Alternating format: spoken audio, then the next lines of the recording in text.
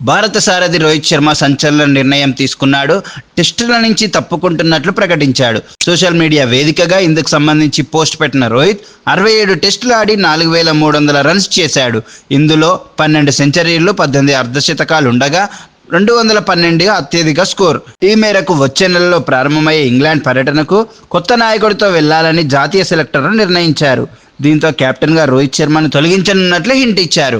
ఈ విషయం ముందుగానే గమనించిన రోహిత్ టెస్టుల నుంచి పూర్తిగా తప్పుకుంటున్నట్లు అనౌన్స్ చేశాడు. 38 ఏళ్ల రోహిత్ ఇప్పటికే టీ20లకు వీడ్కోలు పలకగా ఇక వన్డేలో మాత్రమే కొనసాగనున్నాడు. భారత్ టెస్టు జట్టులో రోహిత్ భవిష్యత్తుపై సెలెక్టర్లు గత నెలలో వరుస చర్చలు జరిపారు. మంగళవారం ముంబైలో ఈ అంశంపై చర్చించారు. సెలెక్టర్ల ఆలోచన విధానం స్పష్టంగా ఉంది.